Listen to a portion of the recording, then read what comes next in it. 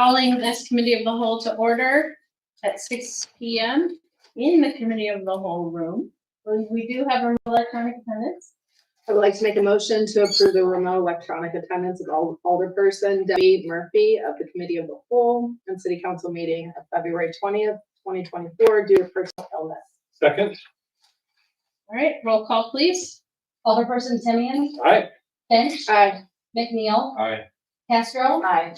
Schmidt. Aye. Macias. Aye. Herzog. Aye. All right, that motion passes.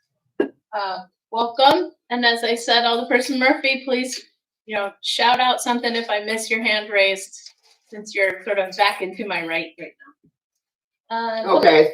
Yep. Public comment? Yes, Tom Key. Mayor, there's no clock in here, so I'll keep the time back here. Okay, thank you. Hi there. Hi. I'm Tom Key. I'm from Moline, Illinois. I've been here before on this. Mayor's already got a copy of this, so I've come across some new information here. I want you guys to read, guys and gals. Pass these down. I want you to pay attention to the next to the last page. This guy named Russell Blaylock. This is about climate engineering, by the way, in case maybe you don't know. It's a government spraying program that's going on at this time. Engineering. He says that my major concern is that there is evidence that they are spraying tons of thousands of nanonized aluminum compound. It has been demonstrated in the scientific and medical literature that nanosized particles are equally more reactive and induce intense inflammation in a number of tissues. A special concern is the effect of these nanoparticles on the brain and spinal cord. There's a growing list of neurotherapeutic diseases such as Alzheimer's, dementia, Parkinson's disease, and Lou Gehrig's disease, ALS, are strongly related to the spraying program. So I'm not here to start trouble, okay? I'm just here to inform you. And I've been screaming my top of lungs for the last 10 years about this stuff. I wrote articles in the paper about it. And, I've lived long enough. I'm 72 years old. I'm doing this for my grandkids. Hope you guys appreciate that. Thanks. Don't kill the messenger, by the way. Thank you. All right. Any questions on the agenda?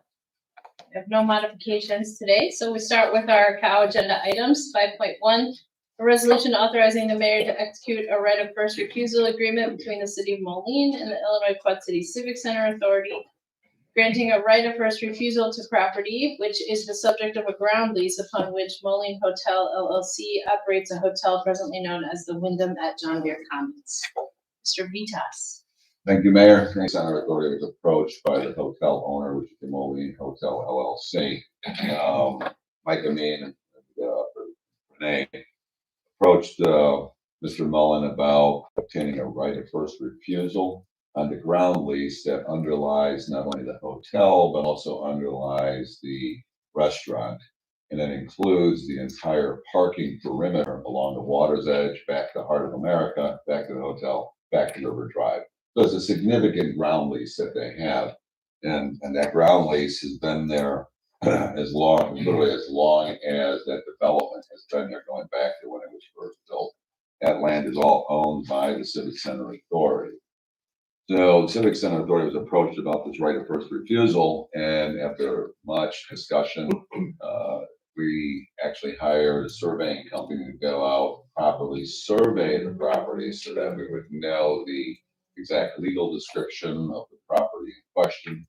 It was something that I insisted on, and then they went ahead and prepared the plat map, which basically shows the actual property as it exists today. And that property does belong to the Civic Center Authority.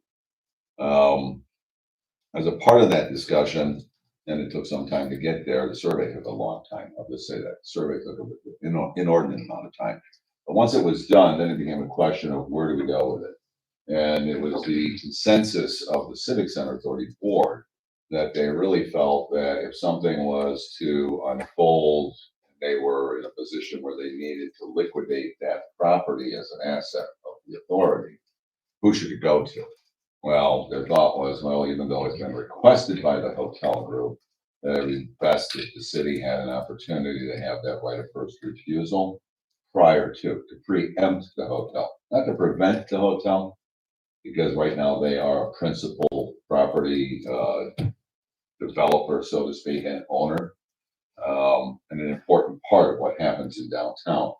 So rather than having us be preempted by them, they said we would probably need to have a right of first refusal as well. So when you look at their agreement between the two parties, which was not fully executed, when you see that agreement clearly states in the preambles and the recitals that the city would have that right of refusal before it would revert to them. So that's the purpose behind this right of first refusal. Now, Margaret, have I missed anything there? From a legal standpoint. Right, so I would just add that our goal was to secure the absolute first right of refusal. And then the authority may offer that if the city denies or chooses not to exercise that right, then the Moline Hotel LLC will have that right. So we felt that while the authority had given a right of first refusal to Moline Hotel subject to our right, that I just didn't feel comfortable with that because they could rip it up and do a new one. Not that I, ascribed any bad intent to either of those parties, but I think we felt it was important that the city had an absolute right of first refusal. So there are all these documents kind of circulating. But what is important to you, I believe, is you will have that absolute right of first refusal. And I will add to this that there is no clear intent on the part of the authorities to liquidate that asset right now. Right. And it's doubtful that they ever would, but in the event that they should, this council or future councils will have the ability to decide what happens to its waterfront. So we're protecting our interest in that waterfront, and that's really what it comes down to. Motion to approve. Second. Motion by Alderperson Schmidt, seconded by Alderperson Castro. Believe, yes. All right, discussion in the council? Hearing none, roll call, please. Alderperson Timian. Aye. Finch. Aye. McNeil. Aye. Castro. Schmidt. Aye. Murphy. Aye. Macias. Aye. Razak. Aye. Thank you. Motion passes. So we'll call our regular council meeting to order. Pledge of allegiance, please.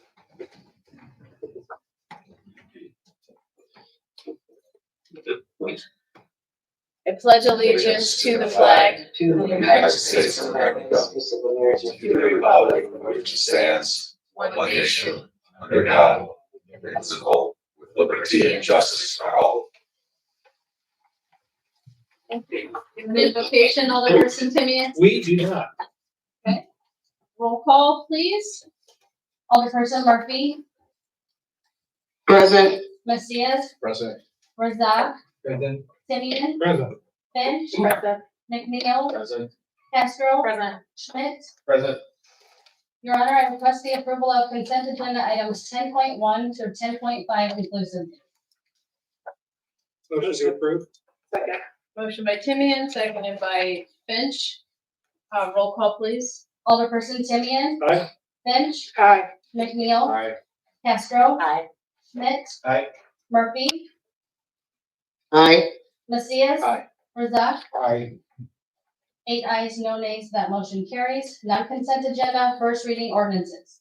Item 11.1, an ordinance amending chapter 35 zoning and land development of the Moline Code of Ordinances by repealing subsection 35-2208E in its entirety and reserving the subsection for future use. Motion to approve. Second. Motion by Alderperson Timian, seconded by Razak. Roll call, wait. No, this- Motion Yes. to advance the second reading. Yes, thank you for amending your motion. or restating it. That's actually. Second. Thank you. Discussion? Hearing none, roll call please. Alderperson Timian, Aye. Finch, Aye. McNeil, Aye. Castro, Schmidt, Aye. Murphy, Aye. Macias, Aye. Razak, Aye. 8 ayes, no nays. Motion to advance to second reading carries. Item number 11.2, an ordinance amending chapter 35 zoning and land development of the Moline Code of Ordinances by enacting an amendment to the zoning map incorporated therein at section 35-3103, 3400 through 3600 blocks and 4100 through 5300 blocks of 38th Avenue. Motion to advance to second reading. Second. Motion by Finch, seconded by Macias. Discussion? Hearing none, roll call please. Alderperson Timian, Aye. Finch, Aye. McNeil, Aye. Castro, Schmidt, Aye. Murphy, Aye. Macias, Aye. Razak. Aye. 8 ayes, no nays. Motion to advance to second reading carries. Item number 11.3, an ordinance amending chapter 16 libraries of the Moline Code of Ordinances by enacting one new Article 3 Moline Compass program to establish the City of Moline Compass program. Motion to advance to second reading. Second. Motion by Macias, seconded by Finch. Discussion? Hearing none, roll call please. Alderperson Timian, Aye. Finch, Aye. McNeil, Aye. Castro, Aye. Schmidt, Aye. Murphy, Aye. Macias, Aye. Razak. Aye. 8 ayes, no nays. Motion to advance to second reading carries, and that is all I have this evening, Your Honor. Thank you very much. We are to our roundtable discussion. And we start 12.1 with the Central Fire Station location studies. Chief, we'll turn it over to you. All right, thank you, Mayor. About 2 years ago, during roundtable discussion, conversations held about the condition of our current Central Fire Station and the future that that might hold. That night, direction was given to staff to pursue a location study along with a needs assessment. And shortly thereafter, the city entered into an agreement with FGM Architects, who additionally enlisted the help of the Illinois Fire Chiefs Association to complete those tasks. Throughout the period of time, those tasks have been completed. And with me tonight is Managing Director of FGMA, Andy Jasek, and Executive Director, John Buckley from the Illinois Fire Chiefs Association to help kind of give the results of those studies and answer any questions that you might have.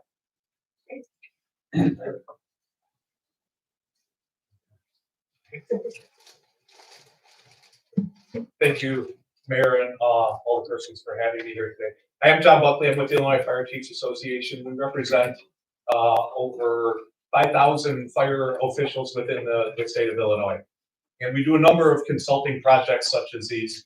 I want to start with the goal of what we did for Moline. And that was to determine the optimal locations for the fire department fire station response within Moline. To do this, we use data from what's called NIFRS, which is the National Fire Incident Reporting System. And we used a time period of January of 2019 through August of 2022. Well, and we started the report shortly after that. So that's why that date ended there and didn't go through all of 2022. A couple things about NIFRS. Right now, it is the standard in the United States for reporting fire incidents. Unfortunately, it was developed in the 1970s based on paper. It's generally the same now. Currently in the process of review, and it's run by the United States Fire Administration. So they're in the process of developing new software. I mention this only because classifications of incidents is somewhat difficult in NIFRS, and the information is very limited. Unfortunately, Moline, like almost every fire department in the United States, that's the only information they have to rely on. So it's the best information. And another important note is that NIFRS is not based on what you're dispatched for, not what someone called and said. NIFRS is based on what happened when you got there. So if someone calls and says that the house is on fire and you get there and it's a broken leg, it's not a fire call, it's an EMS or emergency medical services call. And that's important because it changes some of what the report does when you look at it. Some of the numbers may not make sense if you don't understand them. So a big piece of our report is based off of a National Fire Protection Association standard 1710. 1710, while it's not required, so it's a suggestion, a recommendation, but it is the national standard. It says that the first unit should respond on an emergency, and the drive time needs to be 4 minutes or less, 90% of the time. So that's the goal. Not always attainable, but that's the goal, and that's where you want to be. So when you look at the pieces of the report, that's the target. So we analyzed 27,797 calls, incidents. Of those, 26,987 were within Moline. So you went and helped out your neighbors. You were dispatched to an area that ended up being outside Moline about 810 times during this period. We focused on the calls inside Moline. So we're not looking at the station responses outside of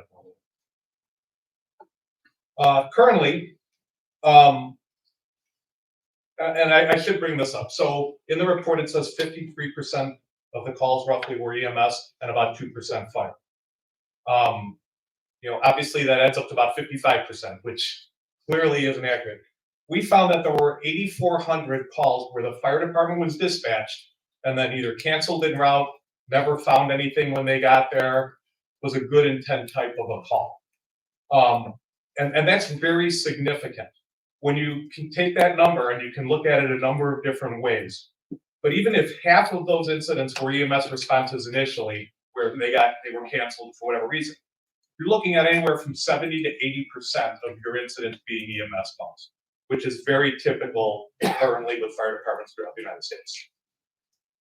So it's important to understand that because the numbers, otherwise, if you look at them, don't really add up really well.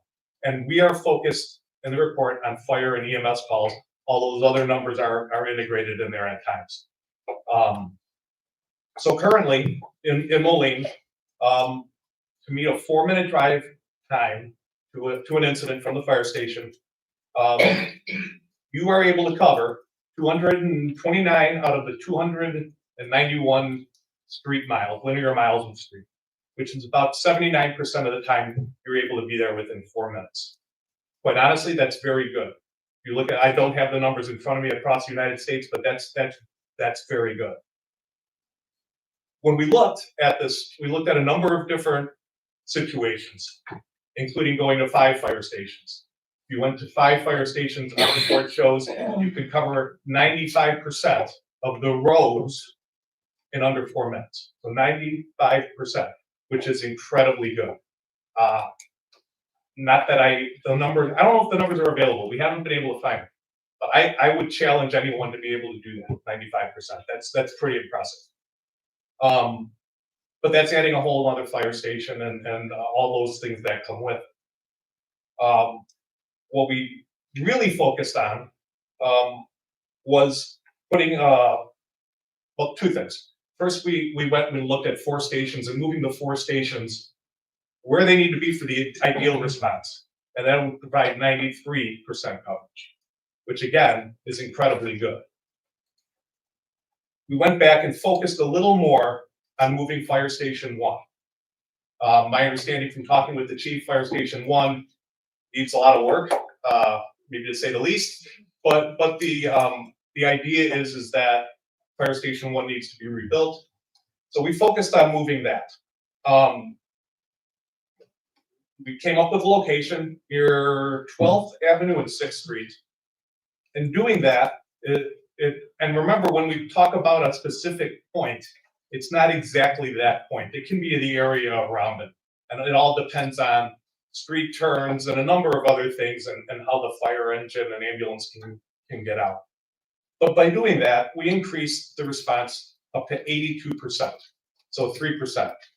Sounds like a small number, but when you're that close to an ideal number of 93 or 95%, 3% is a pretty big number. Also included in our report, we looked at moving not only Fire Station 1, but Fire Station 2. Moving Fire Station 2 adds another 4% to 86% of the time you're able to respond over the roads in less than 4 minutes.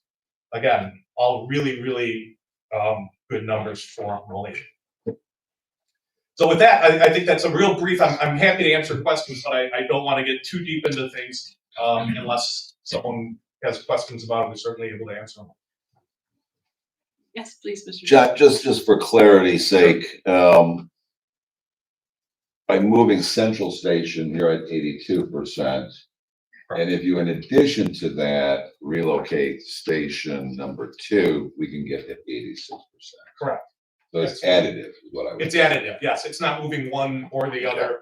It's with the consideration you're already going to move Station 1. If you additionally look, whether it's now or at a future date at Station 2, moving Station 2, you would gain that 4% according to the numbers that we have.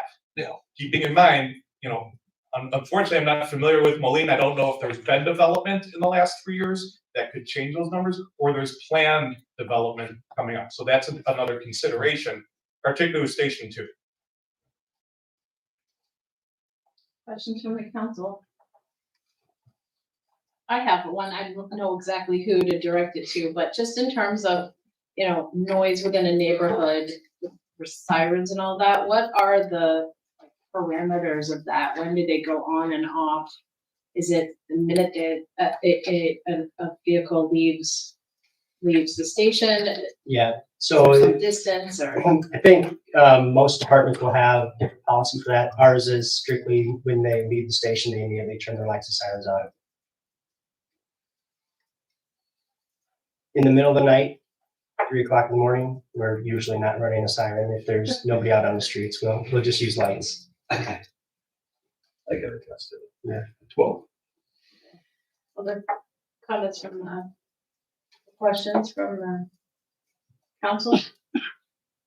Got to give some feedback so Chief knows which way we're leaning. Yes, Mr. Reed. Just one more comment. I think I had asked the chief to bring these 2 gentlemen here this evening, recognizing that and asking for a timeline. This timeline is in alignment with basically our 10-year spending, our capital spending program.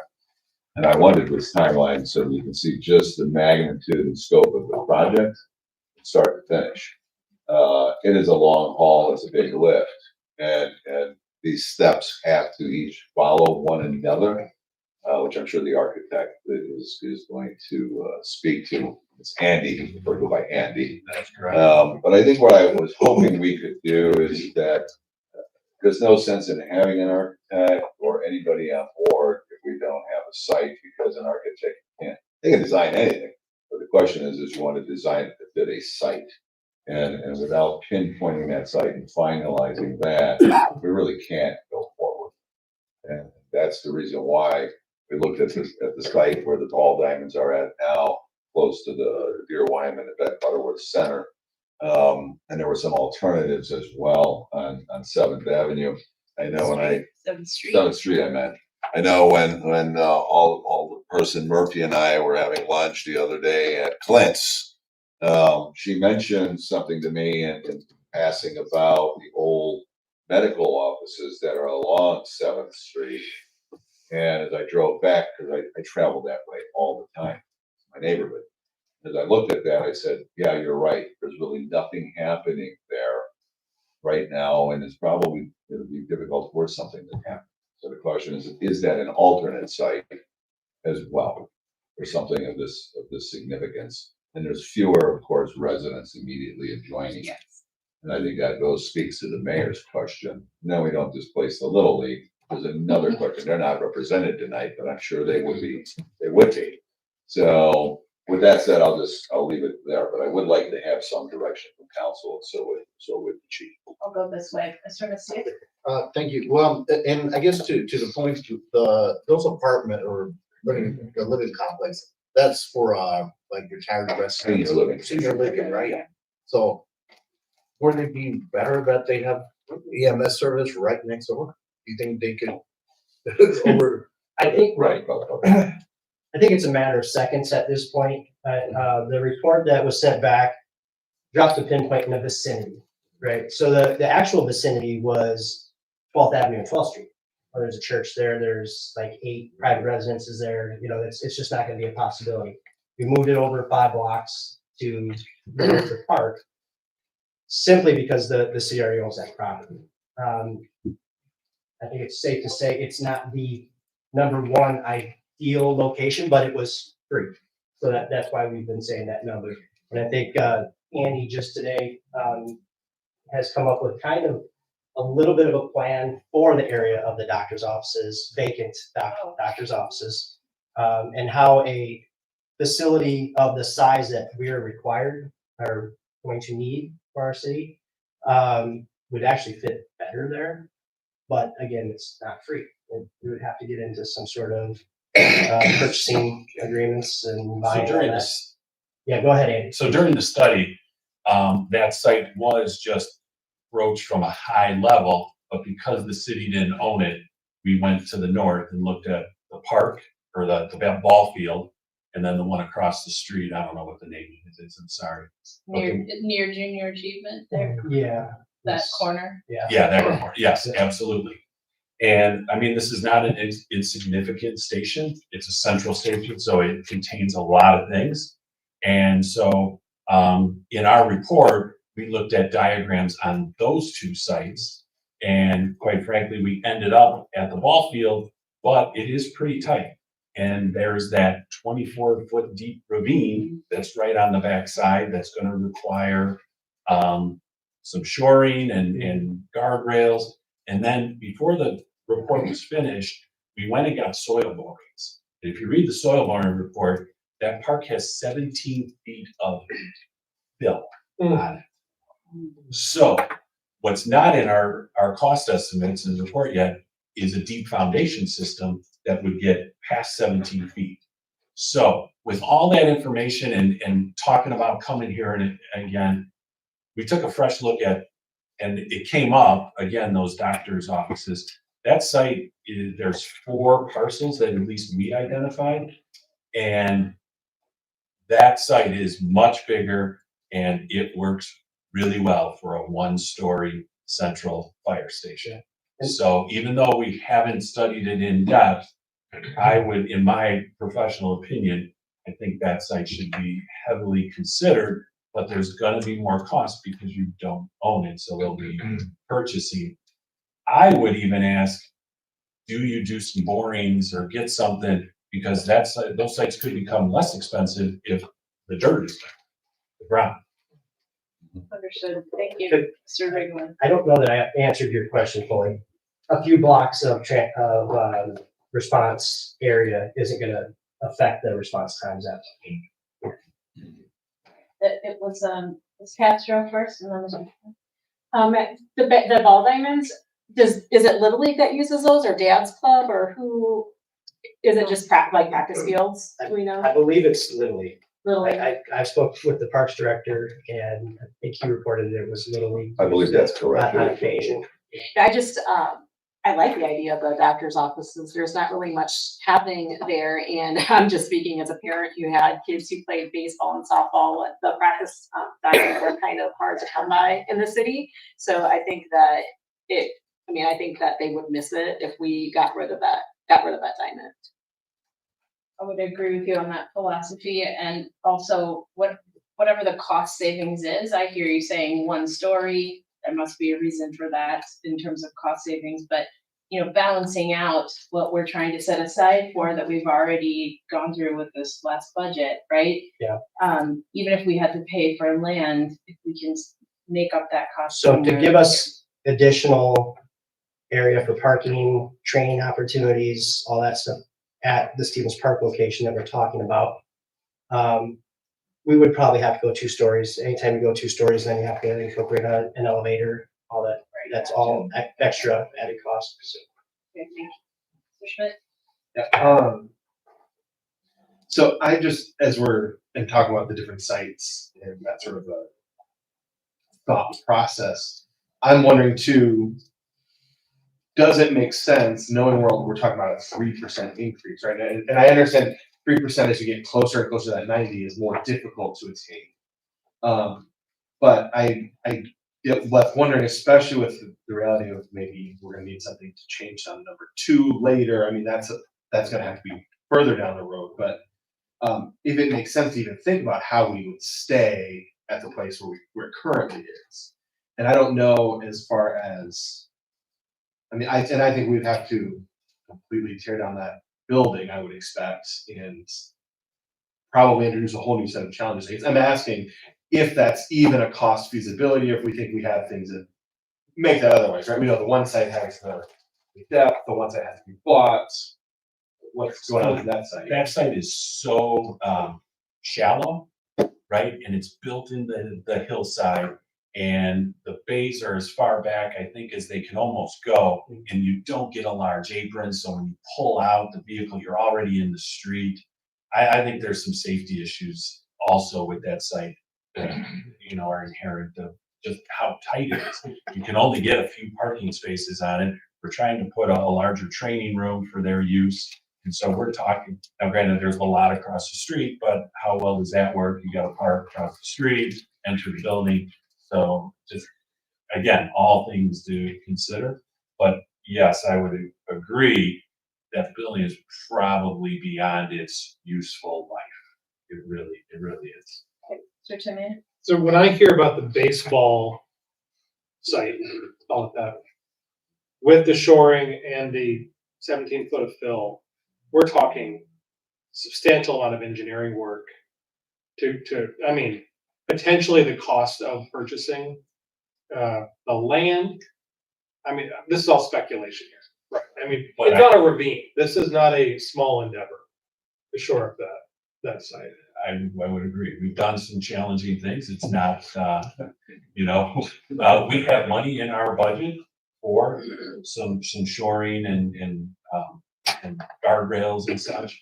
But I think it's absolutely a quick study that we could do to figure out, you know, now knowing that it's gonna need a different kind of foundation system plus that versus offsetting it with, which is cost. Mr. Schmidt? Talk with my mouth.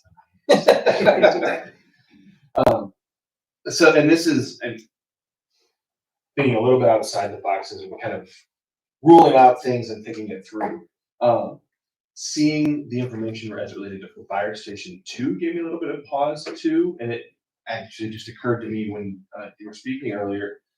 Should we be thinking about changing Central Station to like being Station 2? Is that impacting how things are stored or where things make sense? I guess if we're looking now at two stations that are sort of out of place, does it make sense to address two more than Central Fire, if that makes a difference? And I know there's a lot of logistical problems that I'm introducing in that too. I'm just asking Great a question. It's an interesting question. I mean, we haven't thought about that. I have a layer to Or that you as may well. Well, I didn't think I about that. have, but I mean, we're talking, we're talking expenses here. I mean, Station 2 absolutely 100% needs some sort of renovation. During that renovation, I was hoping to expand it. But, you know, we're growing. Our call volume is growing. Our equipment, everything. You know, we have issues there too. But it comes down to the financial aspect of it. Going through that transition would be fiscally almost impossible, right?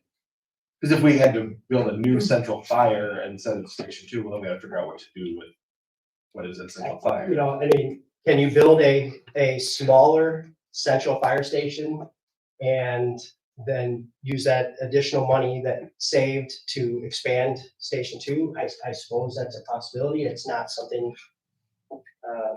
Yeah, unfortunately, Chief, I'd have to turn it back on you from an operational standpoint. You We're know, pretty lucky. a central station has the majority of the storage, the equipment, and the other ones are usually satellites just to make sure you can hit call volumes. So where should your main presence be for administration and the training and the majority of the equipment? That should be a central station located closer to downtown. So I was thinking, if you take a very long range look at it, we have to be very careful on what we're choosing to do now, because if there are adjustments needed at Station 2, and we know that we want to expand south of the city in terms of the borders of Moline, and there'll be, you know, needs on the other side of the Rock River, we can't forget that that's potentially on the horizon. Mr. Timian and then Mr. Sherman. So if the goal is to increase coverage, which I think makes sense, and there's a hypothetical fifth station, is there a approximate location for, I see it on a map, that's too small. On this map, I'm sorry, on this map, expansion south of the Rock River was not taken into account. I mean, I So- just in context of. So one of these maps does have 5 stations on Right. it though, so that's why I bring that up. If expansion south of the Rock River was to be taken into account, I would expect that a 5th station would actually go on the other side of the airport. Assuming we're not taking south of the, I'm looking at page 12. Yeah, so in our scenario, if you look, I believe when you add a fifth station, you have to move the other 4 as well. Oh, you're right. In the Okay. ideal situation. With the idea. Never, my solution doesn't work. Yeah, and quite honestly, that was put there to show you the most optimal situation we could project. And 95% coverage is extraordinary. It really is. So, yeah, so you'd be talking about building 5 fire stations, essentially, in that situation. Now, leaving some of the fire stations would reduce some of that responsibility, so. Mr. Schmidt? Here I am going back to try and kill my other idea. When we're looking at the maps and how we're picturing the 4 stations, does it being central fire, does that carry a different weight in the response times? Like more vehicles, I know there's more equipment in the training and administration, but as far as actual units responding out of central fire, is there more, and is that covering a larger space than the others? No, not particularly. Oh, so moving central fire to being station 2, where super urgent, you would send it from one call right to the next. Yeah, I certainly love our squad that we purchased earlier this year, and the value that it is giving the city. It's saving a lot of wear and tear on our aerial, and that concept could also work, saving wear and tear on an engine as well. But engines are built to go on 2,000 calls a year, and an aerial ladder is not. So that's why we went that route. So I'm getting a sense from the council, although Ms. Murphy, if you'd like to weigh in, that both sites, continuing to look is according to your timeline here, Mr. Vitas. Both sites are interesting and there's some positive response to the newer idea of the medical office area on the east side of 7th Street. I mean, Is that correct from this council? Yes. Yes, Ms. Murphy, go ahead. Yeah, I would like to weigh in. I hadn't thought before about Overlook and one Moline Place, the residents there, and the amount of calls. So I'm kind of in favor of a new site, moving it down for the noise level, because these are senior citizens, and I think Overlook has people who are living assistant and some critical care. So the amount of, I wasn't quite sure of what the chief said the amount of noise volume was, because I couldn't hear, but that's my concern. Thank Right, you. the residents, how they feel, and especially one Moline Place, those residents have invested quite a bit into their homes or condos or whatever you want to call them. So that's very close to where they live. Thank you very much. And the traffic also. Yeah, the chief had said, So- yes, the policy is to have lights and siren as soon as they leave the station, so it would be an increase for those that live right across the street, basically. Yeah. Okay.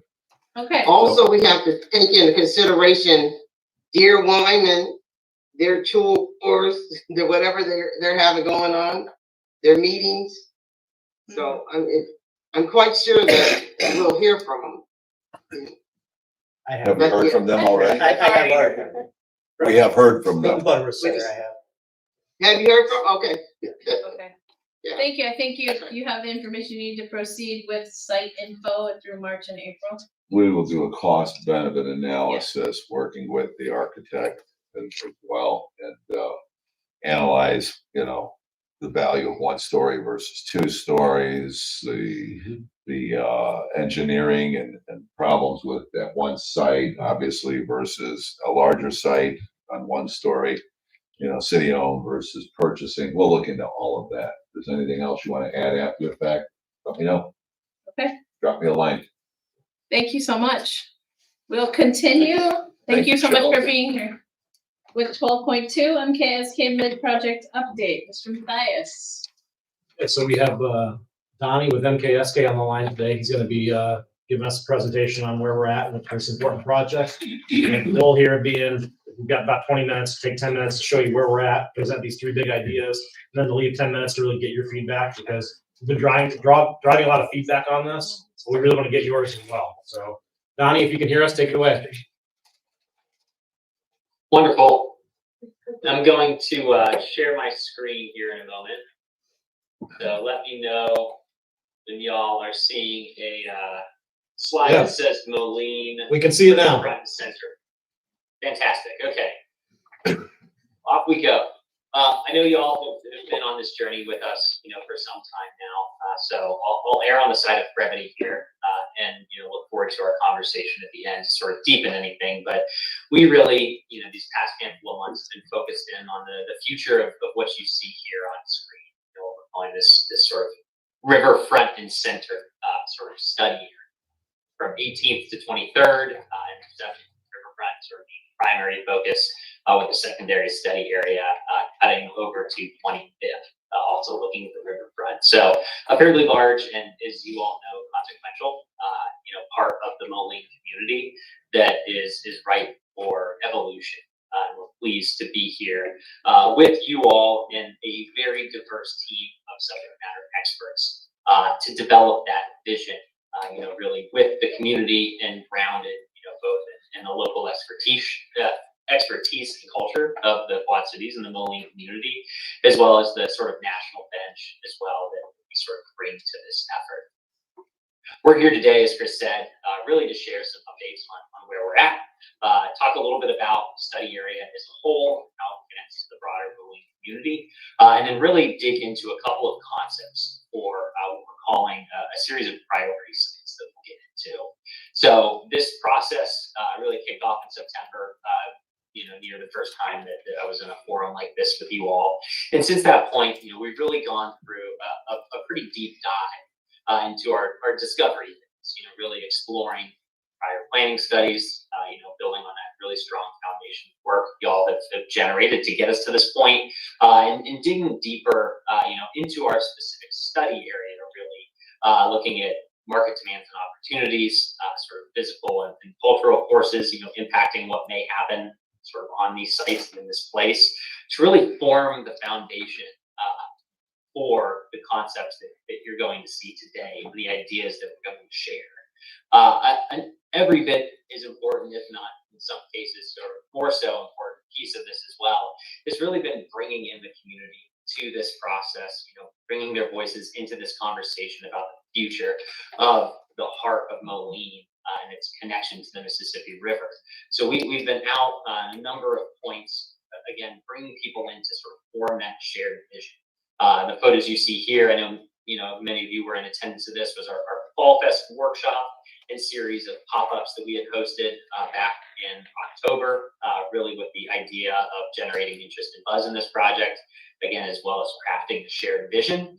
We then sort of took that, formed our prompts and priorities, which I'll share here in a moment, sort of acted as our guiding principles, crafted some big visions for these riverfront sites, and brought the Moline community this past Saturday into this conversation.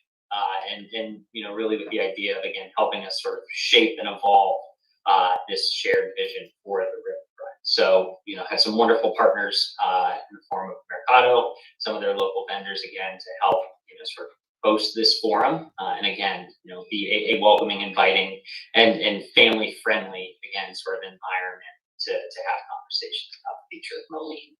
So, all of this analysis, all of these conversations really shaped the sort of 5 prompts or conversation starters that you see here. These are the things that, we continue to talk to the community and our stakeholders about, and are judging the success of our concepts against these ideas. So since we are here in the middle of the process, we really still wanted to keep these conversational again. sort of open to evolution. So, we're asking ourselves sort of daily, how might we embrace the river through this plan and this process and really strengthen Moline's connection to the Mississippi. And again, sort of craft memorable experiences along it. We wanted to make sure that we're, sharing more stories. So constantly asking how might we share more stories and really ensure that the sort of shared and cumulative history of Moline is represented in this place. Someplace you can really, again, sort of feel like home, which I'll get to here in a moment. We're asking how might we strengthen connections to the riverfront and really ensure that we're creating a safe, comfortable, and clear journey, to and through this riverfront district.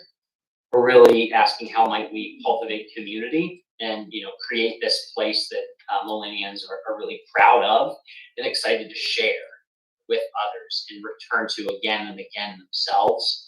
And as well as really most importantly too, how might we create the spark and ensure that this is something that is ambitious but action, something that is really building towards implementation, when we sort of deliver this at the end of our process here. So we really have an eye towards, again, sort of, implementation at all stages of this. So sort of with that, we started to dive into, thinking about this site a little more spatially and, recognizing the Moline riverfront, really in many ways is or the gateway to the Quad Cities for many, especially along that I-74 corridor. It can be a jumping off point and a destination, within the sort of 5 cities that make up, the region. We also really, recognize too that this riverfront site serves as a privileged position, within Moline Center, and can really be something that sort of fills in, what we see as this gap, this sort of empty space, really at the eastern edge, largely formed by, again, the sort of straightening of that I-74 bridge. So we want to create more opportunities for people to stay in Moline Center and continue exploring all that it has to offer. So when we really got to site, just for sort of orientation, we have I-74 running through here in the center of our screen. Mississippi River, y'all see up here in blue, River Drive, sort of taking the mouse here, and 7th down where you see the blue sort of tapering off. Really understanding and looking at that sort of transportation network and that network of streets and trails, again, that sort of stitch everyone together and allow that sort of transfer of energy, people, and flow to occur. We also have a particular eye too here on the importance of 5th Ave, 19th Street, with its connection to the broader community and future bikeway improvements that will connect the Mississippi and the Rock Rivers. And River Drive here, that really, again, will sort of bring people through those destinations in Moline Center, connect folks, again, across 74 to the broader community here, and keep people, feeling safe, comfortable, and, sort of understanding where they exist, when they're in Moline Center. We then too, are exploring, what happens, in these places, sort of in between. And there's a lot to sort of dig into this exhibit, and I'm happy to sort of cycle back to it. But the bigger points that I wanted to make here were really that our focus is on, this sort of eastern side, creating sort of infill opportunities and continuing to sort of build out and connect that portion of the Moline community, to Moline Center. This sort of center there, but there are these 3 priority sites that we're sort of looking at and discussing. The 5th Avenue hub here, which sort of serves as the eastern terminus of the 5th Avenue commercial district and acts as sort of an orientation point to guide people to the riverfront, back to the 5th Ave, depending on which way, folks are flowing. And then really what the focus of our time here together will be, which is this Moline Center gateway and riverfront sites, which really are the front door, again, to Quad Cities for many, to Moline specifically, Moline Center specifically, and provide this, sort of generational opportunity to really reimagine, the connection to the Mississippi and, what could really happen here in Moline. So we've got 3 big ideas for these sites that I'll share with you here and now. We're at the sort of idea generation. what you're going to see here really are meant to act as sort of conversation starters, for us here.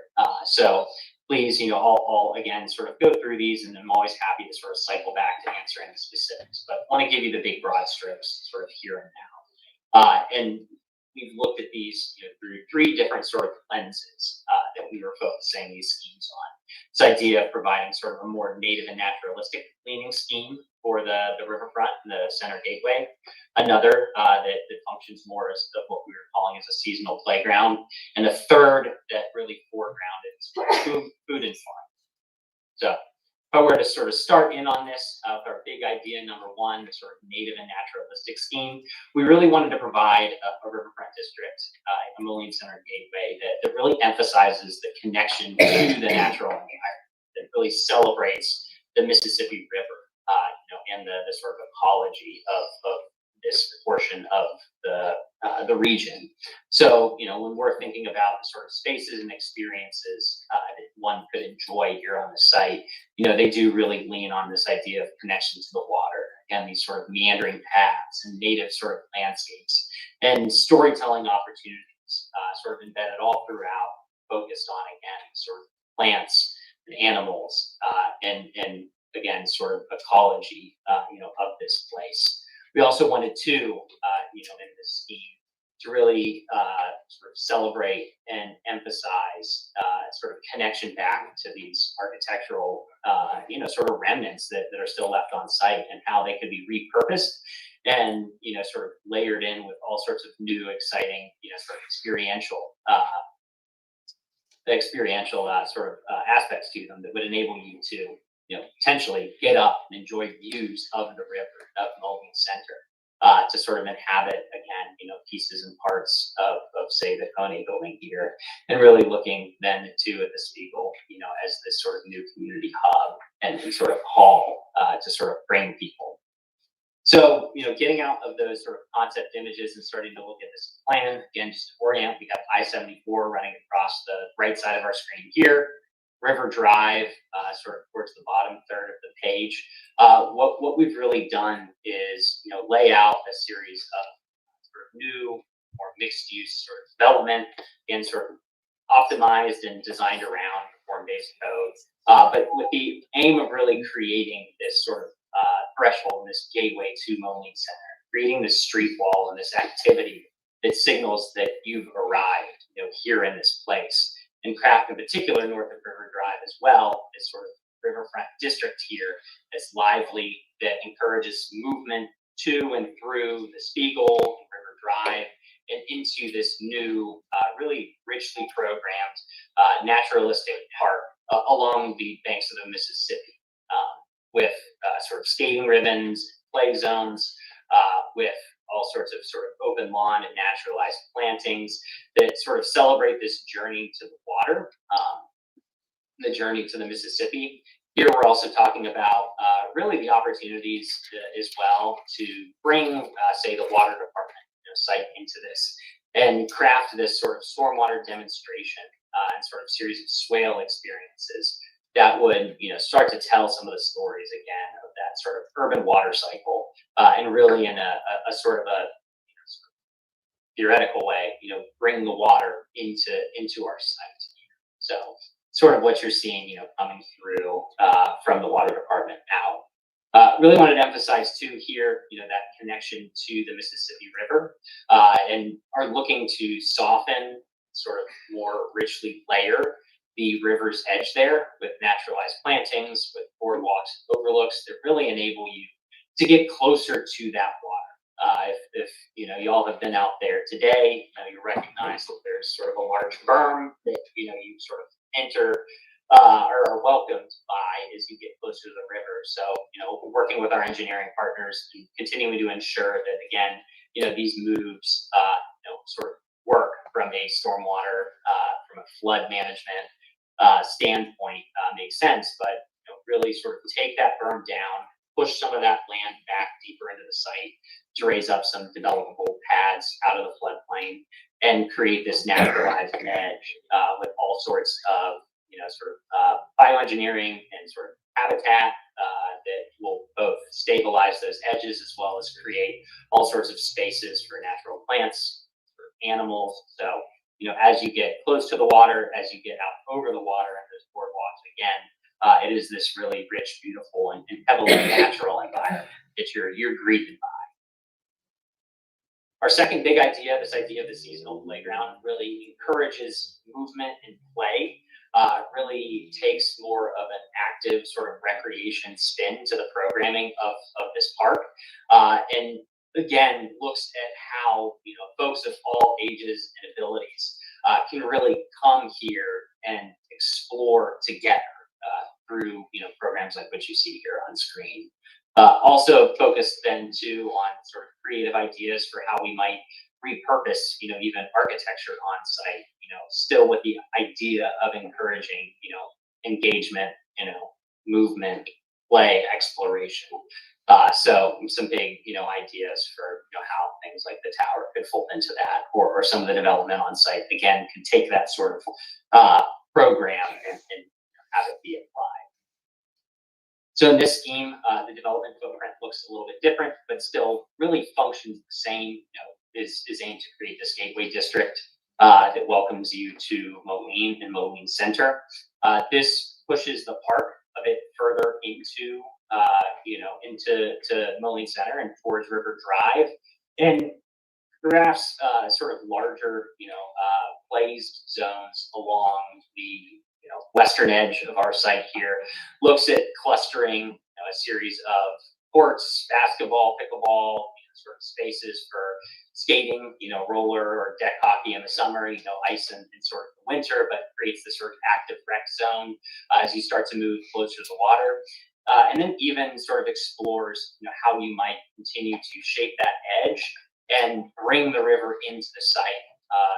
In this case, a little bit more literally, creating this bit of a kayak chute and sort of meander with some terracing down to it, sort of dining pavilions adjacent to it, that enable you in new and different ways to sort of play and explore along that edge, or really gather along the sort of waterfront, you know, here in Moline to be together, to eat, drink, and enjoy.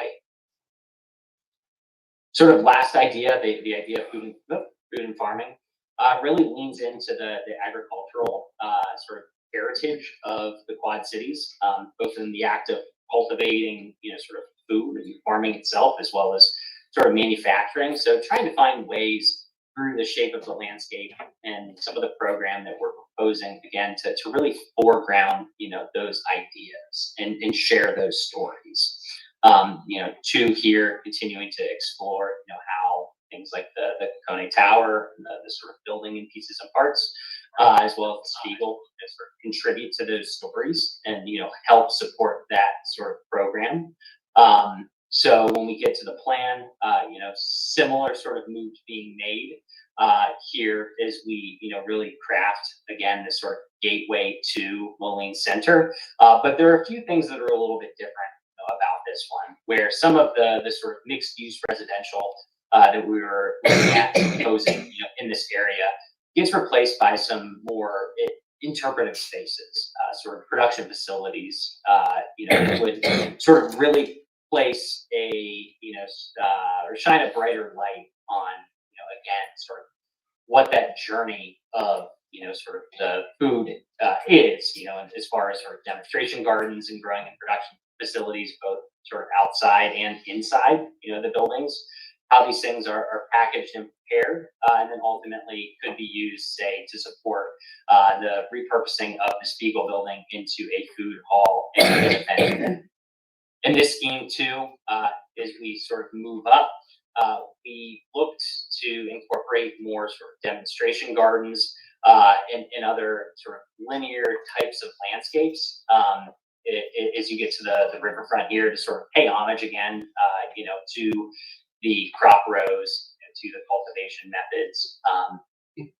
And then as you sort of moved your way all the way to the riverfront itself, looking at trying to figure out even to, you know, how we can reshape that edge to create sort of terraces, to create sort of grander overlooks that would enable you to get out over the water itself, and perhaps even, you know, a series of sort of floating gardens and other habitats, say, even for freshwater, mussels that we know, are present on site, are sort of sensitive species, and, in generations past, have helped sustain members of this community again, from the sort of indigenous peoples, through to now.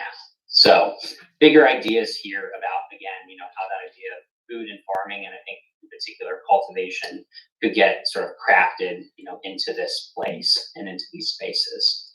So I know that was quite a bit to sort of go through in a very short period of time. I appreciate how all the maps are printed out and hung in the back of the room there. So you all have those to reference as well. Appreciate how you all, I know have sort of looked at these in advance. Would really love to have a discussion too, as you've heard this, as you've seen these and dug in. The things that, really get you excited, things, you see really adding the most value to this place, to this community, and as well as if there's any opportunities that you still see left on the table, that could be folded in as we go about, taking and shaping these three concepts into one unified vision for it.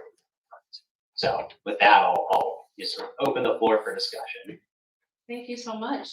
Council, your responses, Ms. Finch. I have a question. So my son lives in Arlington, Virginia, so the wharf I'm very familiar with. One of the things that they're able to do is they have a boating dock, plenty of them, that you're able to pull up, and then those boats are able to patron the restaurants or the stores or whatever. Is there a reason why we don't have boating docks? Could you hear that? I'm sorry, I would say we were having similar issues, sort of happened in the middle of your question. All right, I can restate it, and we're trying to fix it again. Can you hear better? It's still a little echoey. Okay. Miss Councilperson Murphy. our IT is. Yeah, it sounds like it's underwater. I can't understand what she said. All right, 1 second. Okay, thank you. You went, okay, we're gonna try again. So Councilperson Finch said, there are other places she's familiar with that have boat docks where people can then, patronize the establishments in the area. Is there a reason there weren't boat docks put in these ideas? Yeah, they did the wharf. Okay, sorry, you saw me leaning in, but I did get that question. So reasons why there are not boat docks here specifically providing access to patrons. No, it's something that we've been discussing and working through, with some of with our engineering partners, as well as with some of the adjacent sort of dock owners. Here, wanted to be respectful, I think, of some of those other, those other business owners, and those docks that exist, just sort of upstream. And through this, try to, create this sort of all these trails, nice streetscapes and easy, clear connections that would, bring those people sort of easily and seamlessly, say from the channel cat or anyone else who would be there closer to the commons, right up, or, particular to, folks on their sort of more individual watercraft, from the Y sort of over. But definitely something, we can continue to sort of explore, as we go about crafting this sort of unified vision. Would love to, hear others' thoughts on that as well. Anyone else? Mr. Schmidt? Yeah. And I guess thinking about watercraft and some of those pieces, I love either of the solutions as far as bringing the river inland. And I think that is just on the edge of what I would consider navigable by I'm car. sorry, but we can't hear. One more time. We can't understand Hang on. what's being said. Make sure you point that way. I just grabbed CDR for a little bit. You're gonna fiddle with some chords. I know.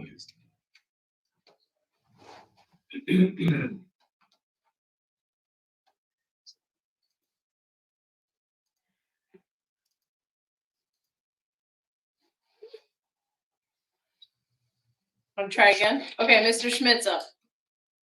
Way better. Yeah, thank you so much. That's interesting. Okay. So I love bringing the river in. That's really on the edge of where it would be like truly navigable by canoe and kayak for the average paddler, especially in the river, because if you go any further upstream, you're going to be getting the main body of the Mississippi River.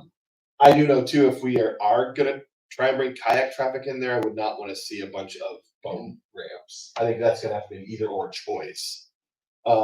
Like right at the same spot, because then you just have a lot of like how they run into each other. So I think that partially plays into just how it's thought about or how that's gonna work. There's a consideration on the boat pieces, but I mean, even looking at the boats, I wonder if we've looked at the safety pieces or if there's any arsenal concerns about encouraging a lot more boating in that section of the river. But yeah, I love the idea.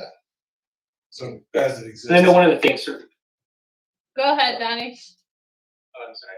So I know one of the things too, yeah, was trying to prioritize, kayaks, canoes, your paddle boards, given your position on the slough, presents a unique opportunity that really isn't present, in the other quad cities.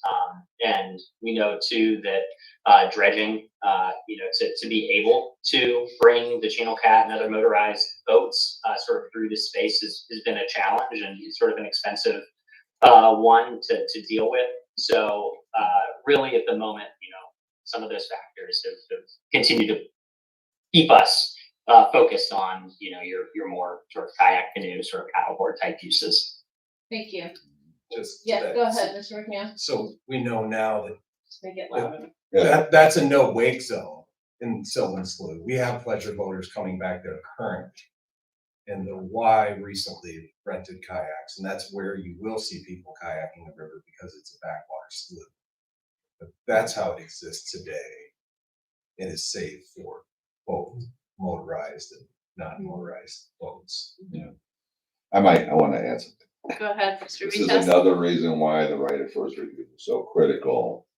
That Civic Center Authority property, maybe not today, maybe not even 10 or 20 years from now, but it's going to be important down the road because that is all developable waterfront, all of it.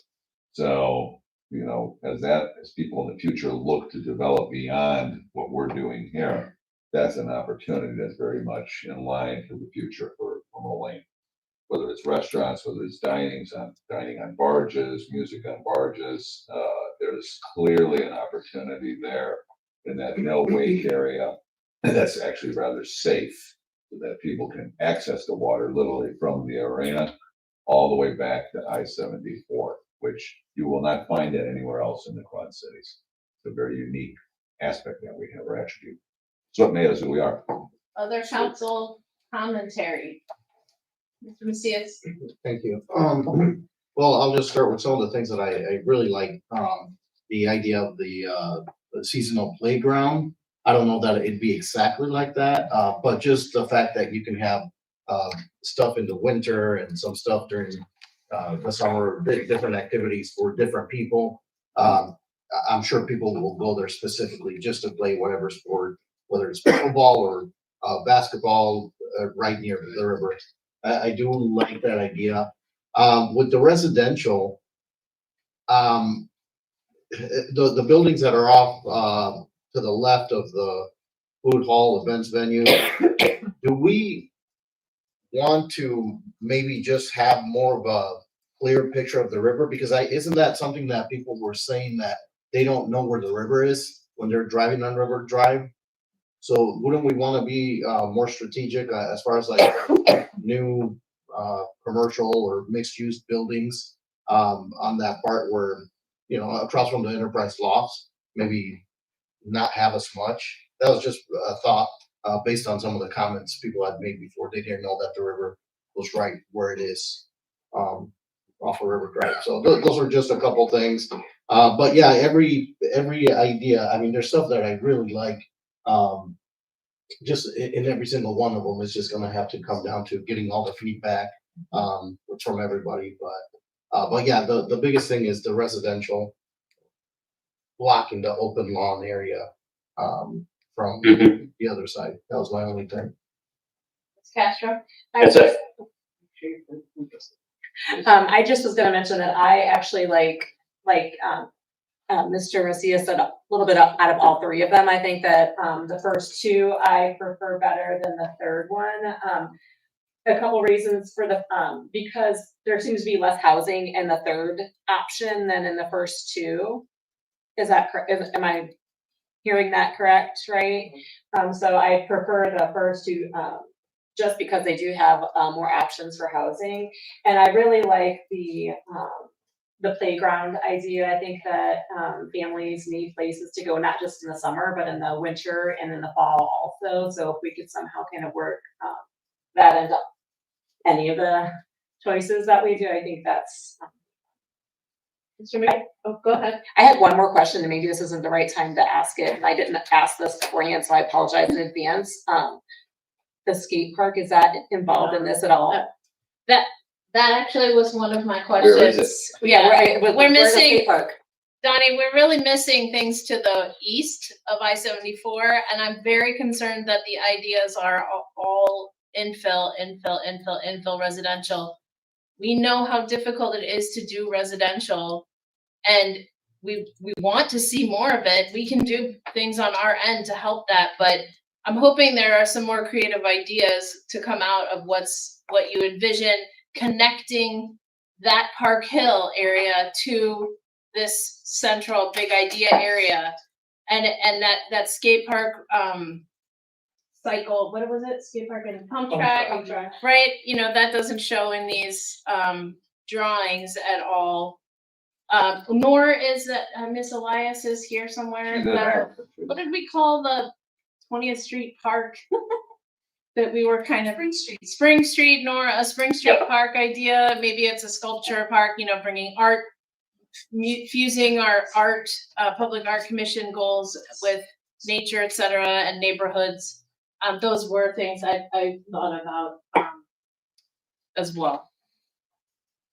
Yeah, all incredibly points were well-made points, and certainly as we continue to look at this sort of framework, you know, things that we'll make sure are included and are given, you know, more clarity. Because yes, you know, we don't want everything to be, you know, sort of over on the west. You know, we want to be really intentional about creating, you know, sort of spaces to gather, you know, and to sort of move through and beyond, you know, over here to the east as well. Thank you. I think Mr. McNeil is next. So I think native and naturalistic is the right approach, not just here, but for a lot of park spaces. But there's two things that I think we should consider and maybe give special attention to is the maintenance and management plan, because it's not just a no-mow area. It takes a little bit more. And we've seen a lot of projects like this in our area that haven't been successful because they haven't been managed well. And then the other is then the public perception, because most are just familiar with the green lawn and that's what they like, and that's what maintenance can mow. And when they see that, and if it's not aesthetically pleasing to them, I mean, there's ways to do it where it's ornamental, and you're going to have wet soil, so there's plants to use. But I think it's the best thing, but I think it's a big project that takes attention. I just think that should be considered. Mr. Simeon. Thank you, Your Honor. I join in with liking ideas 2 and 1. I like the amenities of 2 with the open space layout of 1 because it is more naturalistic. I think that mixing in skating rink, basketball, all of the sports things with a more natural park gives people more than one thing to go to. If we go all park, all sport, we exclude certain people. But with this, we give these new residents a better backyard. We give people multiple reasons to visit, more winding trailways to walk your sweetheart hand in hand, whatever it is. I do think that, you know, a mixture of the two really works well together. And I do appreciate that number 2 has fewer residential than 1. We don't want to dump too many people in one spot. I think we want a more spread out strategy. So I liked that quite a bit. I will, hang on, I see you, Debbie, one sec. Oh, there she is. I do really like that you you labeled Spiegel Square, as an activation zone of a different type. I think that that's really important to have the visuals you shared of how those older buildings can be activated, and you create another zone besides the, interact with the river and have your sports and recreation time. I really like that about it. Ms. Murphy. I really liked idea of wanting to intermix together. I was really excited about the food court and the outdoor seating for eating and the rooftop. And I really like idea number one, how you naturally use the background of the river with the walkways and the paths. I mean, I was really excited. I was thinking, this is somewhere I would like to go to eat and hang out. And I'm not really a sports fan, and I did like the outdoor sports. And I was told this weekend that Moline needs a roller skating rink. So an outdoor one would be great with ice skating. I was told by a group of people. I would add that the cutout for kayaking, kayaking and rapids was brought up by members of the previous council. So there's a little bit of a through conversation with that idea that I appreciate, because there have been 2 to 3 groups of elected leaders with eyes on what this could be.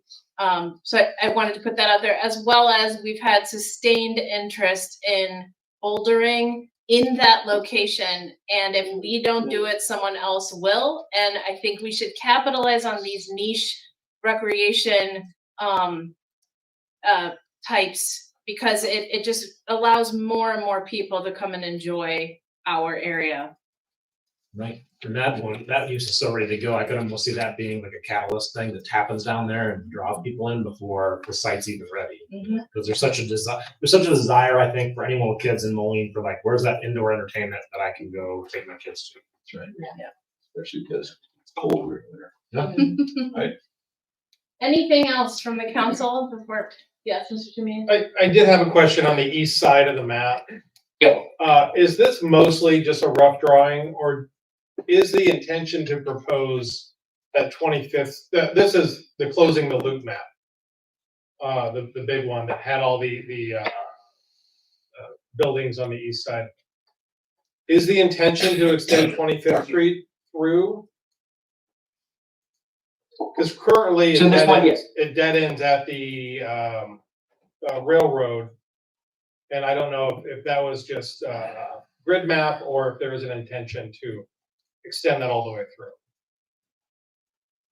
Yeah, for here, definitely sort of rough map looking at, continuing to refine, as we've been working through with particularly our engineering partners and discussing, sort of crossings of the rail, have come to the determination that additional sort of at-grade rail crossings through here are really a non-starter, either sort of vehicular or pedestrian.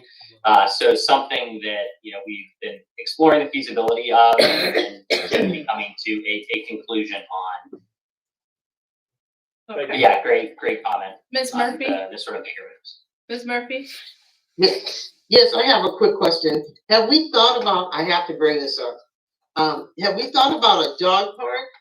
I'm a dog parent and there's plenty of us. Have you thought about anything, that maybe separate, down there by the river? Yeah, I space for one? Yeah, I think there's really interesting opportunities to, to be along the riverfront, but also as we start to move, away from the river and east as well. There is a lot of space, sort of around and, even beneath the I-74 bridge there that could be activated in some really exciting ways. Like you're saying, the skate park is a great step towards that. And I think, we should continue to, again, sort of build, under and around. So, it's less of this thing that sort of divides, that we and does become something that, really brings everyone together. Thank you. Mr. McNeil? I just wanted to add to some of the discussions about recreation and maybe thinking about building on what exists. So, as far as like the recreational trail, you can't get on a trail that has 60 continuous miles. The Great River Trail today has starting here. And now with the 74 bridge, you can take an 8-mile loop and cross 2 bridges without getting off trail. That's pretty significant. I don't think you can do that anywhere else in the country. And having Sylvan Island right there. So if we are able to attract an outfitter for kayaks, it's certainly, I think, bike rentals, and maybe we position ourselves as a bicycle friendly community with transportation and recreation. We have a lot of, I know. You just made a friend. We have not done this already. This is my own. But we have a lot in place. I mean, we really do. So, I mean, our position on the trail is significant. And that's built. And you couldn't build that trail today because you're not going to get that sort of state and federal money, right? It's built. So. Thank you so much. Yeah. Yes, Mr. Vitas. Donnie, just a few comments, and I think the council's done a great job and the mayor of pointing out a lot of really important aspects of all 3 plans and all 3 programs. And I don't think we're going to drill down into each element tonight because that's, that goes beyond the scope of the discussion. But 2 things come to mind. One is that in all these presentations, I don't hear any, refocusing or adaptive reuse of the tower and its iconic place in Moline's history. So I think you guys need to put your heads together and come back with some ideas. We shared one, but I think there might be others that are out there. But my bigger concern is, and I'm just going to lay it out there, is that there's a lot of focus in big ideas 1, 2, and 3, and very, very specifically on the real estate that the city acquired or is going to even finish acquiring through IDOT west of the bridge. The historic focus of Moline has been west of that highway. And I've said it 2.5 years ago, and I'm going to say it until I beat that drum to death. But we really need to focus some energy and time on the east side of 74. What I'm looking at is nothing more than the existing grid. It's not creative. It doesn't excite me. It was a major part of the RFP, and I think it's been left out. Simply putting in there just, future residential or whatever, I don't think cuts it. And I'd like your team to go back and really take a hard look. I don't care if you have to get a big eraser and start erasing those streets in there. But if you want to put residential in there, that's wonderful because we definitely want more bodies in Moline, more residents. But I think we need to creatively look at how to redevelop the east side of 74 so that it's more attractive. Because right now it's a blighted area. And we really need to focus some energy there before this project ends.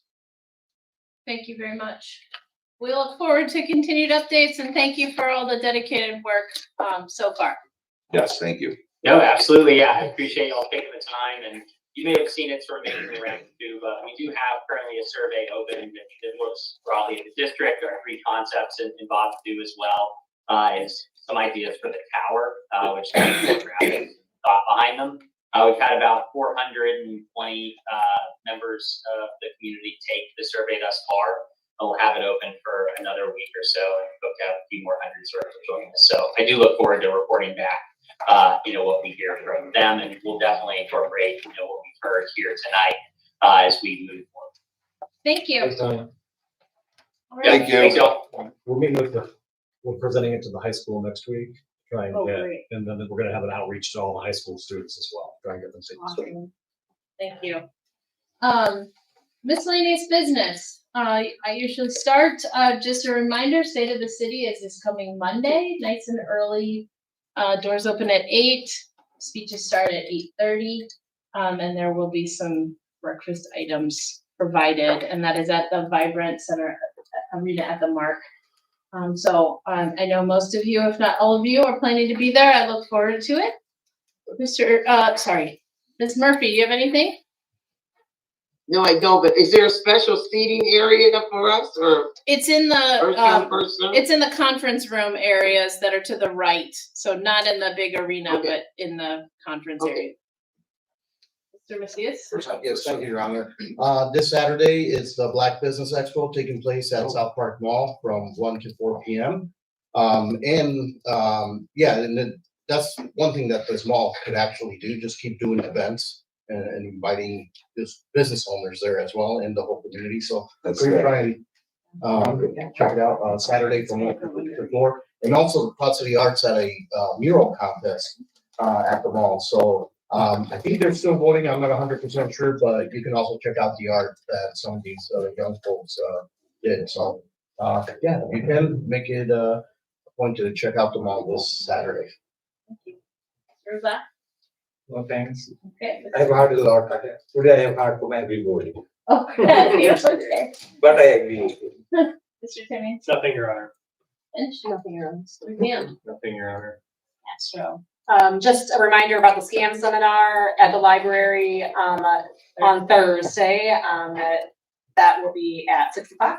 And then also I just wanted to say thank you. We had a young man from the Boy Scouts that was here today that I walked in with, here to earn his badge. So I just wanted to tell him thank you for coming. Yes. Yes. Can you tell us your name? Oh, we Yeah, have there are two two scouts? scouts. Okay. There's two. Oh, yeah, there were two. That's right. I'm sorry. We have two. And which badge are you guys working on?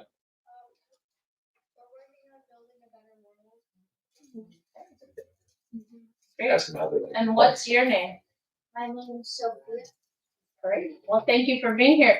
The administrator is curious, which plans you like the best. Did you happen to catch it? We can talk with you afterwards. We can show you these big pictures. You can tell us what you're interested in. Thank you so much for being here. Well, since all the stole mine. Oh, yeah, says the I scout am, leader. I said, I am very excited because I spend Tuesday nights here and Monday nights at the Cub Scout meetings, but I'm very excited to see before we go around this evening. That? I'm fine. Okay. I do not believe, is there any other public comment? Nope. Okay, and I don't believe we have executive session. So I need a motion to adjourn. I'll move. Second. Wait, hold up. I didn't do a roll call vote on this. Oh, my I didn't heard it. A motion by Schmidt and the second from Give her. Finch, roll call, please. Alderperson Timian? Aye. Finch? Aye. McNeil? Aye. Castro? Aye. Schmidt? Aye. Murphy? Aye. Macias? Aye. Razak? All right, we're adjourned. Thank you. Thank you. Thank you all. Have a good one.